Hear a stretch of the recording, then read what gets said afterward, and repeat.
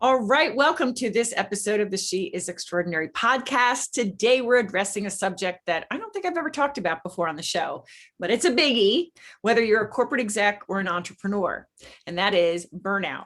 And today, I'm joined by a burnout expert, Jessica Rector. Hey there, Jessica. How are you?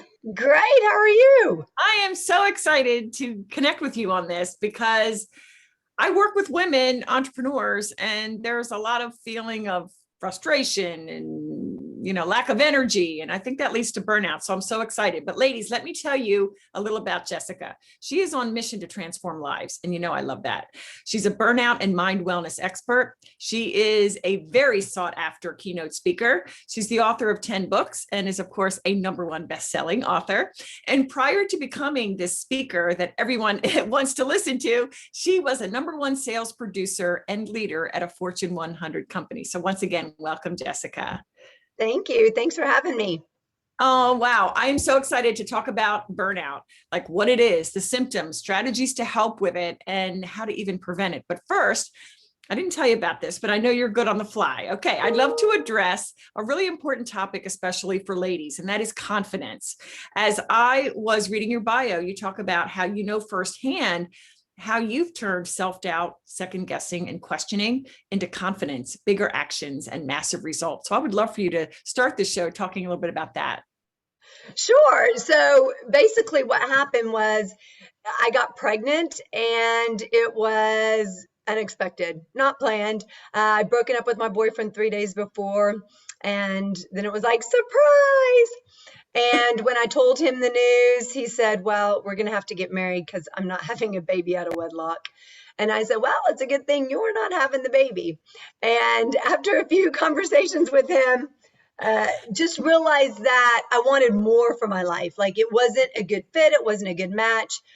And so throughout my pregnancy, I just had all these negative thoughts that really kind of swarmed around me. How did this happen? Why did this happen? What am I going to do? Now I'm going to have to stop my career and go and get a real, 8 to 5 job. People aren't going to hire me. All these type of things started really engulfing me. And unbeknownst to me, I was really living in shame. And then once my son was born, I realized he's the biggest blessing of my life. And my continual learning lesson, right? I learned more from him than I have in like years and decades before him. But I started doing a lot of research around where all those negative thoughts came from, why was I having them, and really peeling back the layers and getting to the core issue of that.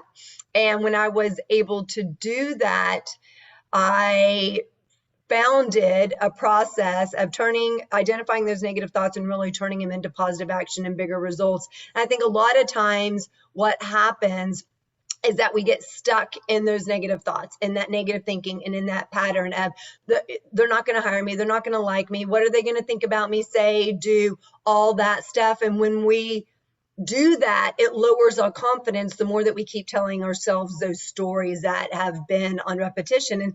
And most of them are on repetition from when we were younger. One of the other topics outside of burnout that I talk about is called Blaze Your Brain, turning negative thoughts into positive action, because that impacts how you show up. It impacts your confidence, how you communicate, engage, lead. It literally impacts everything you're thinking. And those stories that you tell yourselves and that you continue to tell yourself over and over are the most important stories you'll ever tell. But oftentimes we don't spend time to identify what those stories are. And they just keep repeating, and they start showing up in our lives. And sorry, I have this one piece of hair right here. Do you ever have that one piece of hair that's like sticking out? I love that. I think it looks very sweet. And I keep looking at it going, oh my gosh, that's one piece of hair. But, so it starts showing up, and that's why I keep messing with my hair, because I'm like, that one piece of hair. It starts showing up in every other area of our life, oftentimes without us realizing it. And I always ask people, like, when was the last time you thought about what you thought about? Because if you're like most people, you just think the same way you've always thought, which elicits the same actions, behaviors, and results. So it's really about taking time, pausing, and thinking about what you're thinking about. And if you change how you think, it also changes your confidence. It also changes how you view yourself. It also changes how you start showing up. And, I was always a pretty confident person. However, things happen in lives, and listening to those stories that I told myself for so long really got in the way, especially during those 9 months of my pregnancy. As an outgoing extrovert, I started staying inside, didn't go out, didn't socialize. I wore long flowy dresses so people wouldn't even see and notice that I was pregnant, really trying to hide it. But when I was able to identify these stories that I was playing in my head, and how they were showing up as truth, as fact, because the more you tell yourself those stories, the more they show up as your truth. And when you peel back, like I mentioned, peeling back those layers, and you can get to the core of it and recognize that they're not true, you have the power to change them. But it's first being aware that you're telling yourself these stories and these thoughts that are getting in your way, and then saying, where's that coming from? Why is it coming from? And recognizing that it's not true, that you have limitless potential, that the only person who puts limitations on you is you. And yeah, it's a story that maybe that you heard when you were a teenager or when you were 5 or however old, but you've repeated that story. And so oftentimes I say, you're allowing someone else's story, someone else's opinion to outweigh what you know about yourself to be true. You know you're awesome. You know you're amazing. You know you can do it, but you're allowing someone from years ago, something that they said, to overpower you. And it's time to take back that power and control. And in the process of doing that, little by little, you gain your confidence. So it's about really, and the more you can recognize those negative thoughts, you can change it in the moment. Meaning, like you say, oh, that's a negative thought. Okay. And then you can take action through that. And every time you're able to do that, when you can recognize those negative thoughts in the moment, and every time you can take action, even a small action through them, it builds your confidence up little by little. Wow. We are totally of like mind on that. I often say when we were little, we thought we could do anything. I could be the president. I could be a ballerina. I could be a princess. Exactly. And somehow we get to be a certain age and all of a sudden we're like, ooh, that's not reasonable for me to even try that, or me, before I went to law school, I was raised poor. So I didn't think people like me could go to law school until one day I went out in the workforce, got in front of a lot of lawyers. I was selling dictation equipment to them. And I realized sure as heck I can do that. I don't care where I came from. So yes, I'm with you on that. That is so good. Okay. Yeah. Well, let's transition to burnout. Burnout is a word that is so used, I think maybe even overused. So when you talk about burnout, help us to understand what that means to you. So I never put a definition on burnout. And the reason why is oftentimes when people hear a definition, they'll say, oh, well, I guess that's not me, because I don't fit that whole definition. So that's just not me, especially women. If they don't fit at all, it's not, it's got to be something else. What else could it be? Right. And so I never give a definition of burnout, because the thing is through my years in researching burnout and working with people in burnout, people who are burned out know they are burned out. People who are stressed know that they're feeling overwhelmed, they're feeling pressured, and that they're on the way to burnout. So even without having a definition of burnout, people instinctively know what it is, what it feels like, what it looks like in them, because it's not typically how they show up, right? They're usually more energetic. They are normally happy-go-lucky, yes, positive people. They normally are high achievers and they get more done. What's going on? If you're starting to see those type of things where you're in a bad mood all the time, you don't have the energy, you're not sleeping at night, you're not getting enough done, those are kind of some signs to start looking out for. But I never like to give a definition, because I like people to go on more how they feel as opposed to this is what it has to be. So yeah, see, I really appreciate that, and you've studied it, so I totally get that's, and I also understand how women think. Oh, it's not that. It's that time of the month. Yeah, exactly. Or I'm just a little tired. It's not. They'll brush it away and say, well, Jessica said it's that. So, okay, maybe I'm not really burned out. But, and especially with women, one of the things I hear most often these days is I'm burned out on life. Years ago, before the pandemic, in 2019, the World Health Organization declared it as a workplace syndrome. But what's interesting is in the last year, people have started to recognize it's not just work for the workplace. It is an everyday, every place kind of thing. It can happen in family, it can happen in your personal life, it can happen, recreation, it can happen in a variety of different ways. But most people still say, okay, well, it's in relation to work. But when you think of burned out on life, oftentimes when I'm hearing that, it's like everything's burning you out, and I can't identify it because it's not just one thing, it's all these things. But the more that you don't identify what it is that's burning you out and what's leading to it, the more you're going to sit in it and the more it's going to overtake your life. So it's important to identify the very specific things, whether it's home, whether it's kids, whether it's, getting dinner every night, making decisions, no matter what it is, it's important to identify what's leading to burnout so you can put strategies in place to help you tackle it. Okay, that is really good. And I know that you speak a lot for corporations because burnout's affecting the workplace. So there are some ladies that listen to my show. They're not all entrepreneurs. Some of them are in corporate life or professional life, and they're thinking about starting a business. So just educate us a bit on the impact that burnout has in the workforce.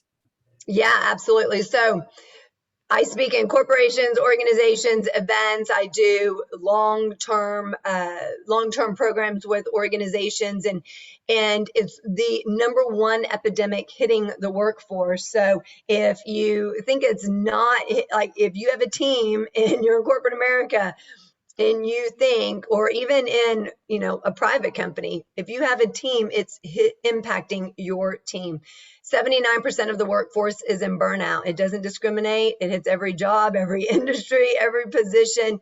And so there's people on your team now who are being impacted. Oftentimes, if you don't have an open dialogue and an open culture, though, is you'll find that team members don't want to admit to it. They have this fear that creeps up because they don't know how it's going to be received. Are you going to take away responsibility? Are you going to think I can't do my job? Are you going to let me go? So all this fear creeps up. So they tend to keep it to themselves. What happens is when they're keeping to themselves, it's impacting their mental health, and mental health impacts burnout. So you're creating this vicious cycle in the workforce of burnouts leading to mental health issues. Mental health issues is leading to burnout. So it's all completely intertwined. So you've got to put things in place that are helping the teams. Now, it's really kind of twofold. It's not just individuals' responsibility. It's not just an organization. They got to work together to really prevent and address burnout.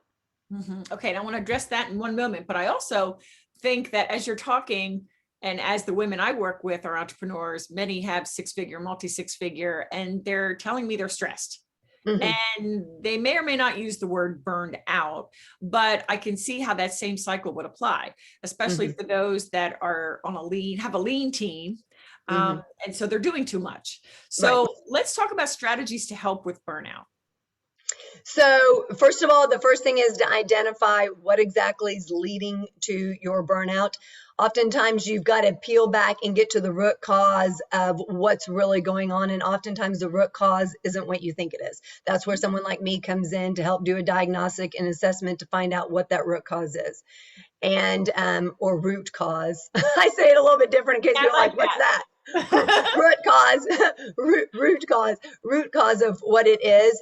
That's important so you can really find out what's going on, and what's going on with one person may not be what's going on with another person. So, and if you're in an organization or if you have a team, something you can send out as a survey to them to get their feedback, to get their insight. Other things that you can do, so depending upon if you're wanting it for yourself or if you're wanting it for your organization and team, some of them kind of coincide.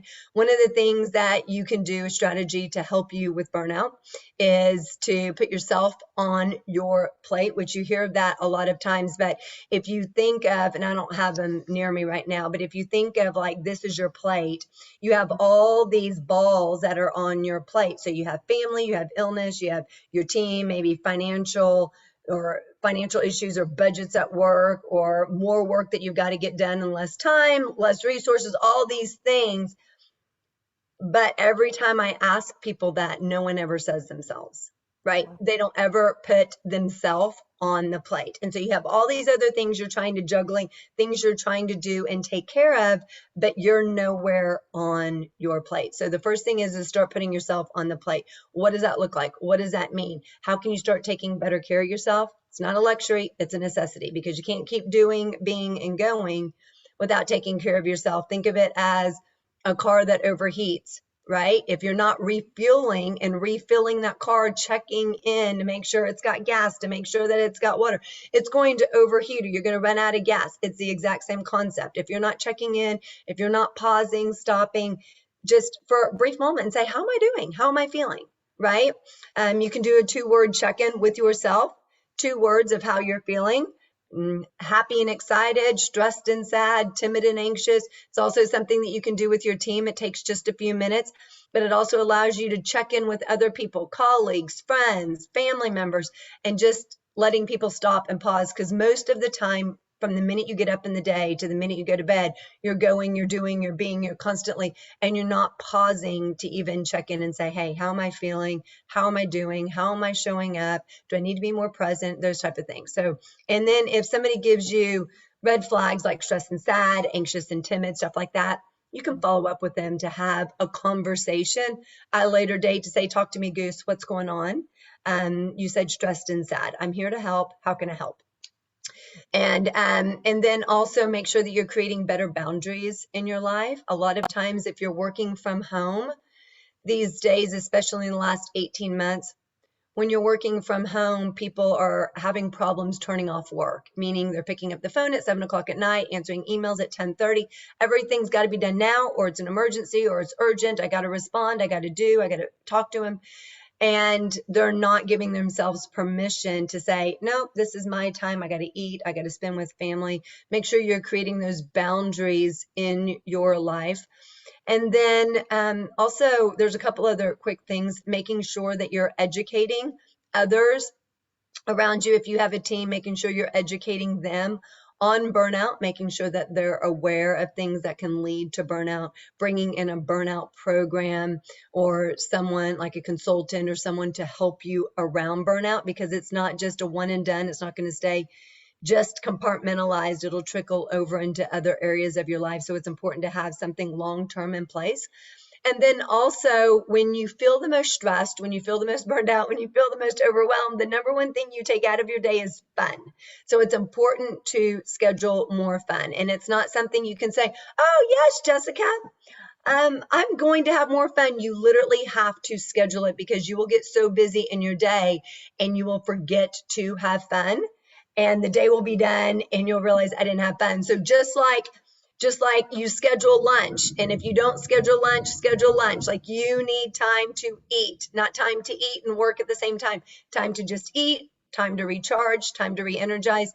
Just like you schedule meetings, you've got to schedule 15 minutes of fun in your day. So if you have a team, you can do something like a puzzle where people are working together to create this masterpiece. Puzzles release dopamine, so it also keeps you in a better mood and optimistic at the same time. You can go out and do something fun like axe throwing or ropes course, different things like that, but you've got to incorporate fun every single day. Wow, I love all of that. Oh my goodness. And when I think about self-care, I think women, and I know I'm guilty of this, I put everybody else first. Mm-hmm. It's, and you have one son, I have 3, and they are like you, they're like, they're the joy and loves of my life. And so anything for them, oh, is there time left over for me? And that's not good. That's just really not good. I want to go back to the root causes. And can you just throw out a couple of the top root causes that you find in your work? Just because I want to kind of get my head around what those could be. So, well, the first thing is when I won't give you like, okay, well, here are the root causes of what can be, because that's why people bring me in to really do a diagnostic and say, okay, let's figure out what these root causes are. Oftentimes, I will tell you, if you are on a team, oftentimes that root cause is leaders. And leaders may not want to hear that, but oftentimes it is them. Like, how are they contributing to their people's burnout, which is sometimes hard for them to hear, because they're the ones typically bringing me in.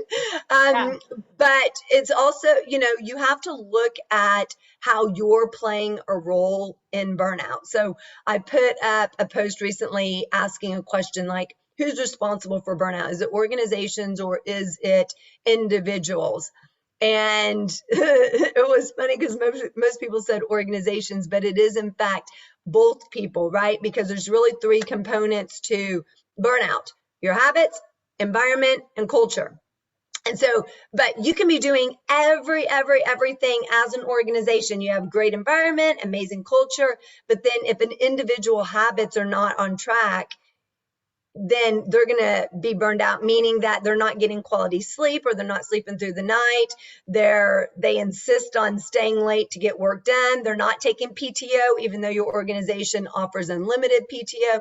Like there's things that you can do as an organization, but you can't control the individual. And there's individual habits play a vital role in burnout. So it's about taking a deep dive into those three components, to give you a hint, those three components to figure out what that root cause is. That's so good. And, I especially appreciated early on in this episode when you kept talking about identify, be specific on some of the various things we've talked about. And that's why I just had to go specific a little bit on the root causes. No, I appreciate it. But here's also the key, Judy, is that you have to be intentional and strategic. Meaning it can't just be willy-nilly. Well, I'm gonna think about it now, and then I'm not gonna think about how to prevent burnout for another 4 months. And then, oh, well, it's Christmas and we're stressed because there's a lot going on around the holidays. Now I'm gonna think about it again.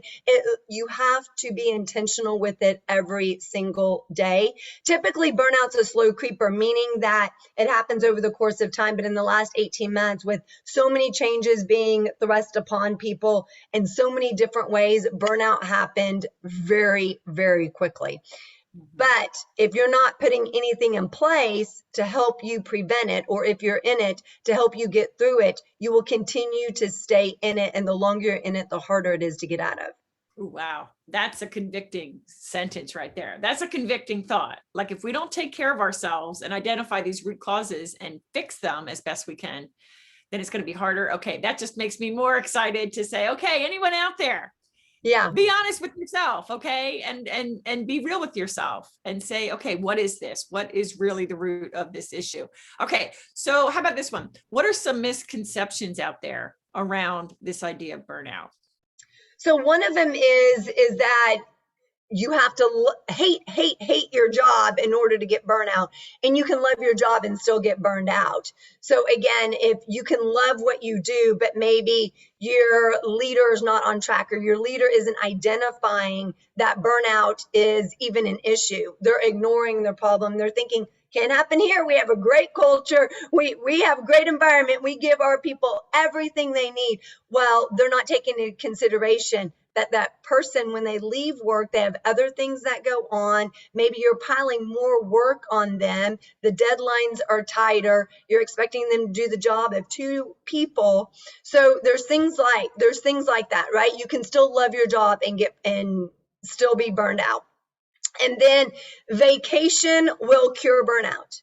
It will not cure burnout. That is a misconception. Like, you can go on vacation. I encourage people to go on vacation, to completely unplug, to go recharge, rejuvenate themselves. It's not going to cure burnout, because what's going to happen is you're going to go on vacation and you're going to go back to your life of the exact same things that you're doing in the exact same ways. Burnout's just waiting for you when you get back. Meaning, if your days that lead you to burnout don't change, if nothing in your day changes, you're going to get burned out. Like, you have to literally, that's what I was talking about, being intentional. You have to put things in your day, and you have to be very strategic throughout your day to make sure that burnout doesn't have a chance to happen. Wow. This is so, I'm a thinker, so I'm going to be listening back to this a couple of times. This is so good. Thank you so much, Jessica. Well, and it's interesting because people say, oh, well, I'm burned out. I'm going to go on vacation. It's like, okay, awesome. Go on vacation. But you're going to come back and you're going to be all rejuvenated for a couple days. And then guess what? Boom. You're going to wonder why you're in burnout again, because you didn't put anything in your days to change your day. It looks the exact same. And so you're just going to get burned out in a few days, and you're going to wonder why you're burned out again. And you're going to say, I need another vacation. Yeah, it kind of sounds a little bit analogous to the definition of insanity. We keep thinking we're going to get a different result, but we're doing the same thing. So no, that doesn't jive. Okay. Yes. So I love that you were talking about the importance of habits. So tell us about this awesome freebie that you're making available to our listeners, how to develop better habits. Yes. So they can go to my website, jessicarector.com, and download my free habit tracker. They can also get their smartphone out right now and text 66866, which is probably easiest because they have their phone probably nearby, 66866, and text the word burnout. And then it'll ask for their email and first and last name. They have to put all three things in: email, first and last name, and they can download this habit tracker. It's one of the major components of things that lead to burnout. So what it includes is the first page is going to be tips on how to get success out of this habit tracker.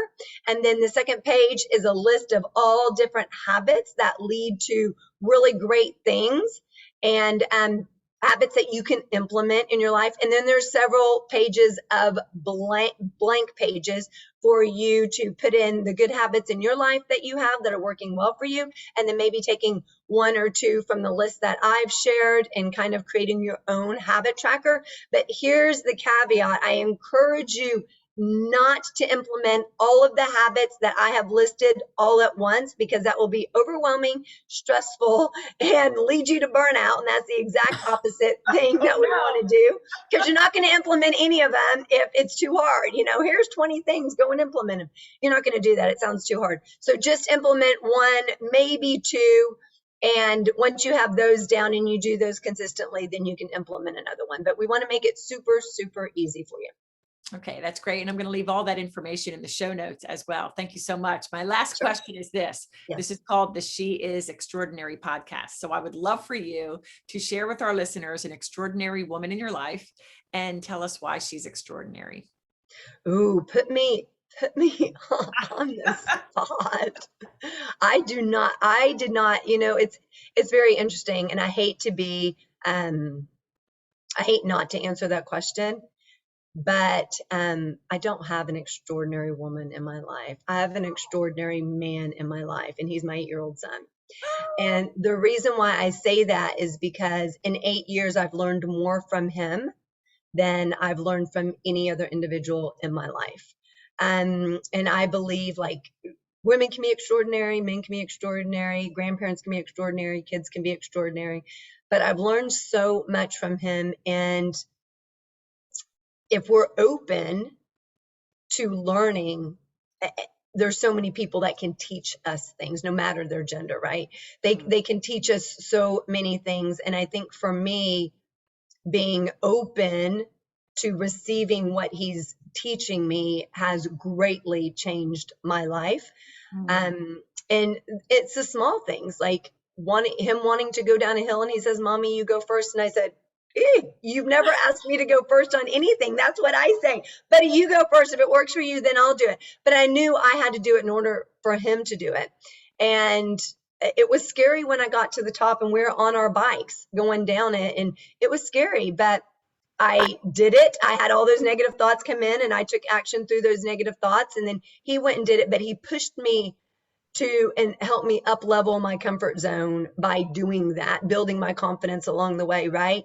Because he wanted to do it. I knew I needed to do it. So I think every person listening can be their best extraordinary self when we allow ourselves to be open to what other people are teaching us, no matter their age, no matter their gender. And just saying, yes, I can. And in the process of doing that, it builds our confidence. It helps us be more amazing, helps us reach new potential, and helps us be more extraordinary in the process. Wow. I so love that. And I think I told you, I have 3 boys. They're 20, 22, and almost 25. Parenting is sanctifying work. And I'm totally with you. What they continue to teach me blows me away. And they're younger than me, and just like your son. Well, I think it's a beautiful sentiment, and obviously you're a terrific mom. And one last point, if you have another moment, I would love to address this quick topic of, you are a professional speaker, and lately you brought your son on stage. I did. I think that's a beautiful thing, to encourage your children to kind of see your world. So I'd love you to just touch on that for a bit. Yeah, so he's been asking me to come since he was 3. He's like, Mommy, just put me in the suitcase, roll me up on stage, and I'll just peek my head out and wave to everybody Oh and then gosh. pop down and wave. And I said, they're not going to listen to anything I have to say. They're going to be like looking at you too much, thinking, oh, that's so cute. Oh, that's funny. And so I was always really hesitant because I'm like, okay, buddy. And he'd been bugging me. And then we were going to do it last year. COVID hit, all events canceled. So this year in the summertime, I said, you know what? I have some in-person events when the event started opening up again. And I asked him, do you want to come? And he said, yes. And he's written 2 books. So he's the youngest U.S. published author. So he comes on stage at the very end and, we'll go over before he comes on stage. Okay, this is who's in the audience. What do you want to say to them? What's your message? How do you want to inspire them or empower them? And he'll share his message, 3 to 5 minutes of him sharing whatever comes to mind. Normally he starts off being funny, saying something funny, and everyone laughs. But the interesting thing is we've done it several times, and he's like, I think they like me better than you, Mommy. And I'm like, I'm glad that, and they do. They love him. They come up and say, I'm your biggest fan. That's so awesome. And he'll say, if you buy my book, I'll sign it for you. And so he gets book signings going on, autographing books and stuff. But really it's about bringing him on and when the audience is right, like not every audience is right, for him to share his message. And it's and typically it's like in the education field or something like that, so the people in the audience can see that they're on the front lines, but the impact that they're making to kids, and how and he'll share a story of how someone's impacted him or something that relates to the audience. Wow. He's been we've done it in the dental industry as well, and how dentists impact him, and how he and how he loves going to the dentist and stuff like that. So if he has a story that's kind of similar that to the audience, and they can find value in, or know that they're what they're doing is creating that ripple effect to encourage them to keep doing it and keep being awesome, that's when we bring him up on stage, and they love it. Yeah. And he loves it. And he's like, I love inspiring people. When can I go to the next one? So, Oh my gosh. yeah. He is an aspiring keynote speaker like his mama. Yeah, he is. That's amazing. But I have to say, I disagree on the dentist. That's one thing I do not like. So I've always liked going to the dentist. I've always liked going to the dentist. I know. No, not me. But listen, Jessica, this has been a blast. Thank you so much for sharing your heart, sharing, these strategies against burnout. It's so important. So once again, thanks for being here. Thank you for having me. Loved it.